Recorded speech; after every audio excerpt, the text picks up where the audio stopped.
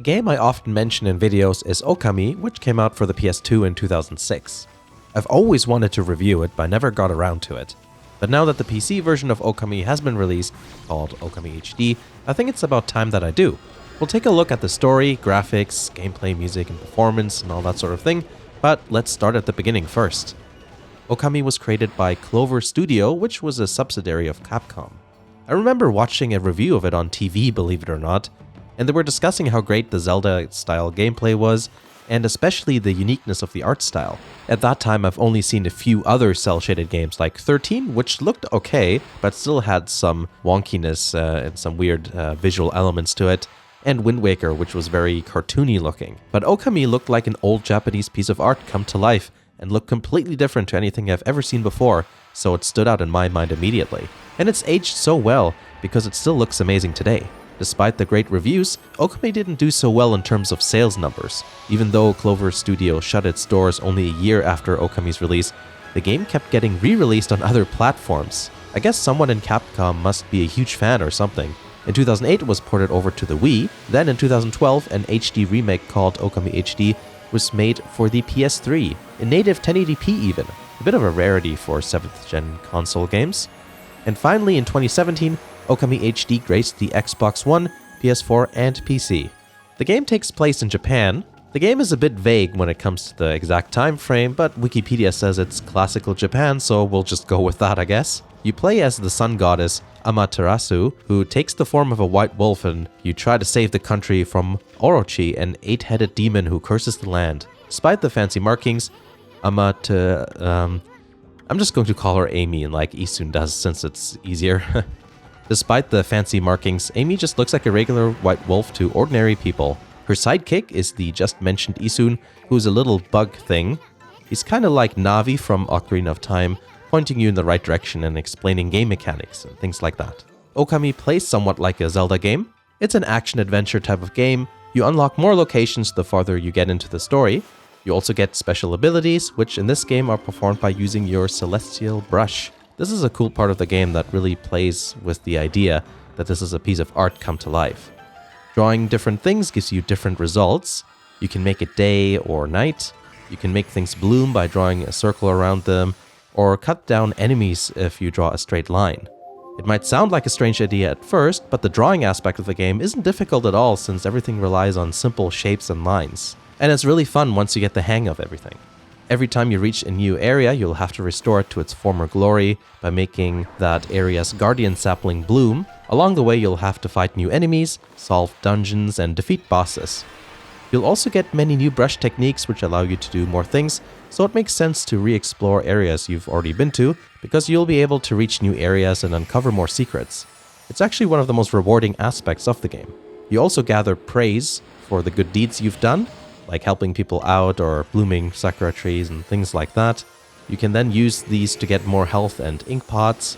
Praise is this game's equivalent of experience points. I generally go for the higher ink capacity first because I find myself running out of ink much more frequently than health. And then you have to wait for it to recharge up again.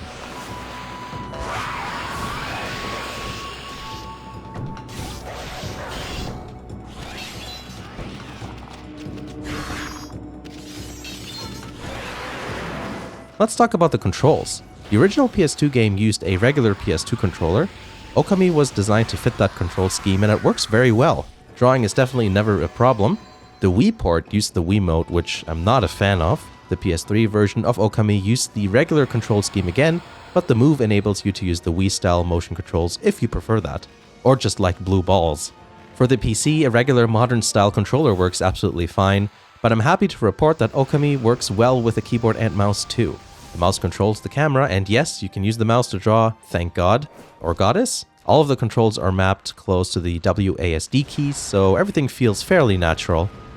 I do have a complaint with the camera controls. There seems to be quite a bit of smoothing that makes precise movements not even register. You have to really move the mouse around, and it feels like you're fighting the game a little. It's not horrific, but I'm sure a lot of people will hate how it feels. The original PS2 game does this too, and I wasn't a fan of it back then, but it's really pronounced when you're using a mouse. Thankfully, drawing is fine, and it just feels like using a mouse. We already talked about the graphics a little bit. but we'll go into more detail now.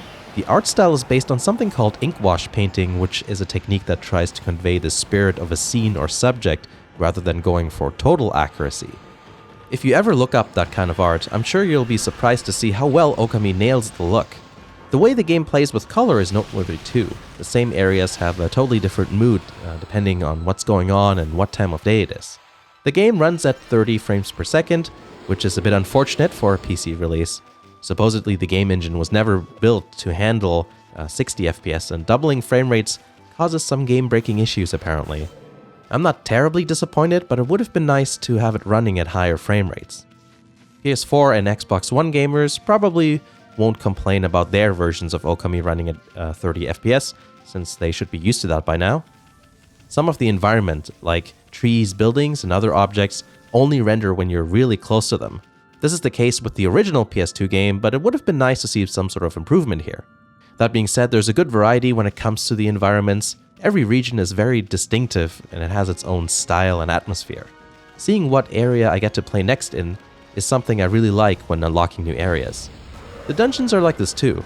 Some are quite short, while others can be longer, which I like because you never know what comes up next and what to expect. As if the visuals aren't enough, Okami has amazing music too.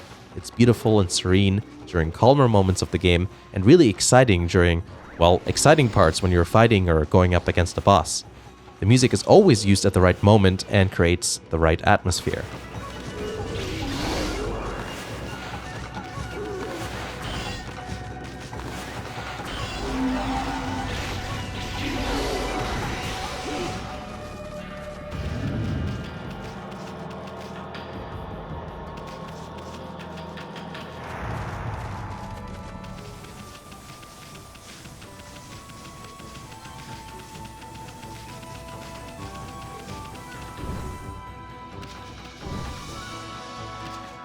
The sound effects are all very fitting. I didn't really notice anything off-sounding. The noise people make when they talk is pretty funny though.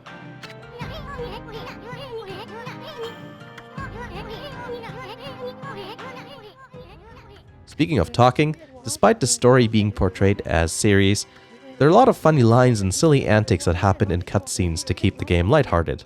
I think Okami is one of those hidden gems that only lately is getting the recognition it deserves.